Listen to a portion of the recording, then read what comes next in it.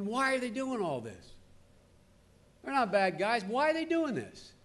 Because they need to. They need to be able to pay for the massive tax cuts they want to keep and want to add on to the very wealthiest among us. I come from a wealthy little state of Delaware. Wealthy people are just as patriotic. They're just as good as poor folks or middle-class folks. But the one thing they know, and we know, is they don't need the help right now. It's not going to change their standard of living one single bit if the Bush tax cut is not extended for them, if new tax cuts are not added. But let me give you one example of why they have to do what they're doing and make all these draconian cuts. Of extending the Bush tax cut, $500 billion of that tax cut over the next 10 years goes to, listen to me now, 120,000 families. $500 billion of the extension of the Bush tax cut that they want goes to 125,000 families. And then, this is what Bill Clinton was talking about Romney and the Republicans being the last administration on steroids. Here's what they call for: a new additional tax cut that cost over $1 trillion that will provide another $250,000 a year to those same 120,000 families. How can that be? Look, it won't surprise you all. The price tag for this, beyond the, I would call it sort of this, the conscience price tag of all of this, the price tag for all this is immense. When you give these kinds of tax cuts draining hundreds of billions of dollars out of the revenue source, you got to get that money from somewhere. And you know where it comes from. It comes from you. It comes from working and middle-class people. Now, I'm not making this up. The nonpartisan organization, the Tax Policy Center, they took, and they take ours and theirs, and they took the tax plans put forward, and they examine them. They run them through their econometric models. And here's the conclusion. They concluded that if they go forward with these tax cuts, the only way they can pay for them without even further ballooning the deficit is that they have to raise taxes. They have to raise taxes on all families, middle-class families with children, by $2,000 a year. Now look, folks, the neighborhoods a lot of us and a lot of you come from, $2,000 a year makes a difference in your car payment, in being able to provide your automobile insurance. I mean, it makes a difference, $2,000. And all in the name of making sure we have these massive tax cuts for the very wealthy. Just to give you an additional idea that when we were trying to keep cops on the street, we have this jobs bill we put forward last year that the experts say would create at least 1 million jobs.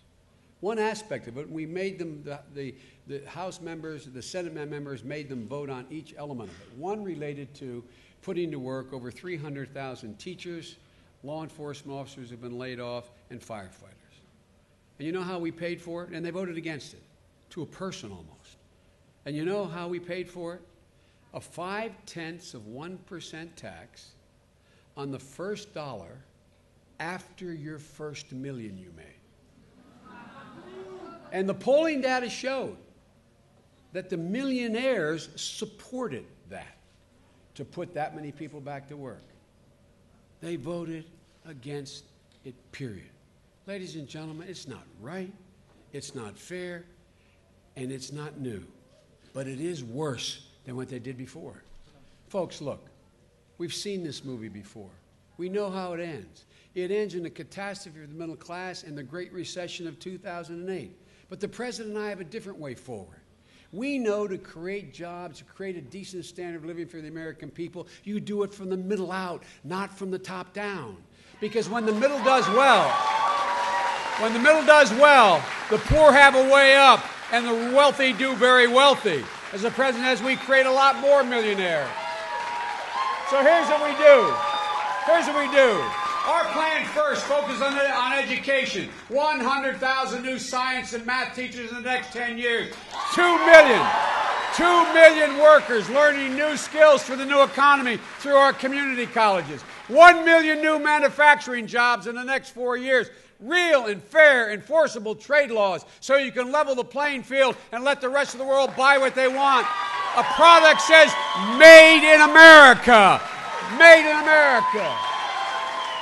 Ladies and gentlemen, we cut oil imports, propose cutting oil imports by half by the year 2020, invest in clean, renewable energy, wind and solar, which already created thousands of jobs and will create tens of thousands more, 600,000 new jobs and new technology and better use of our natural resources. Cut $4 trillion from our long-term debt. We've laid it out.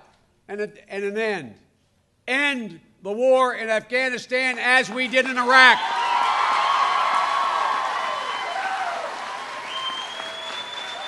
And come home. Come home and invest in American roads, American bridges, American schools. Invest in America.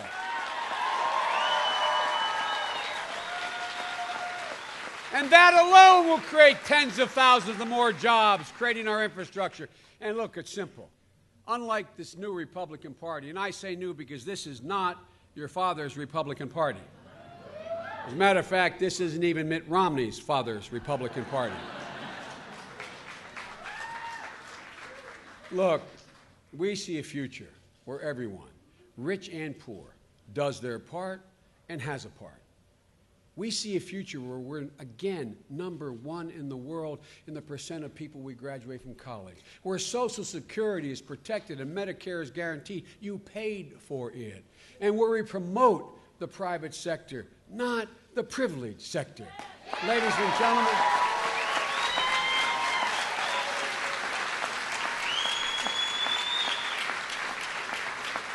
and as some of you know from my work on women's issues and the author of the Violence Against Women Act, and where I feel, as Barack does, this passionately, where my granddaughters have every single solitary right and opportunity my grandsons have. Every single one. Where they're equal pay for equal work. Where we make sure women are elevated, control their own bodies, have control over their own destiny. Folks, we see in America, again, what the president already started, where we not only lead by the example of our incredible power, but we lead by the power of our example.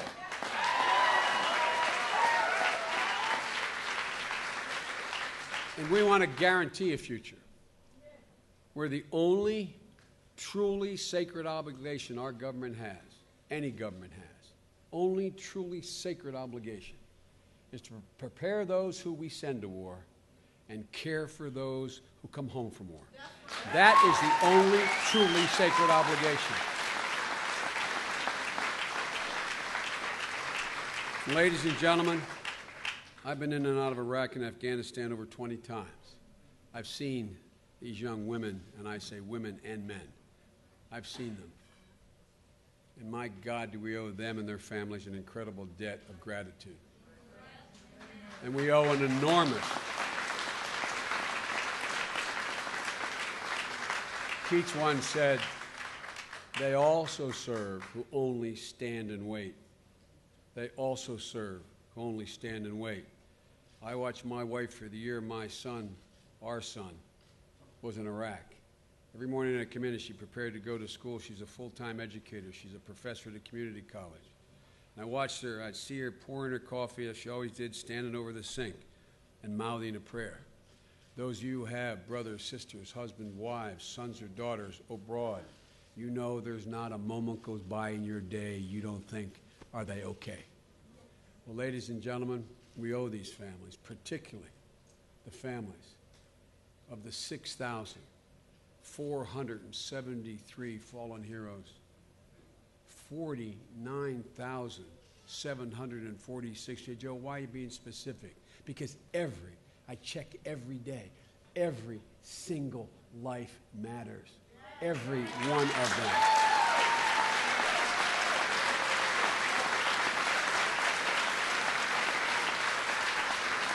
49,746 wounded, thousands critically wounded, who will need extensive medical care the rest of their lives, and we must guarantee we do that.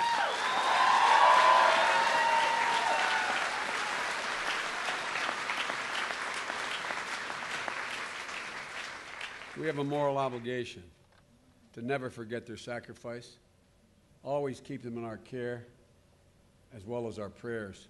Folks, look, this country, all of you, have been through a heck of a lot the last 4 years and beyond. But you know, as well as I do, there's no quit in America. There's no quit in America at all. And when I hear Governor Romney and Paul Ryan talk about this thing they've come up with, this culture of dependency, and how America's in decline, I mean this sincerely. I don't recognize the country they're talking about. I really don't. Not my neighborhood where I grew up. Not all the states I visit. I don't recognize the country they're talking about. Folks, it's not where I live. And they're wrong. They're dead wrong. America is not in decline. America is not in decline.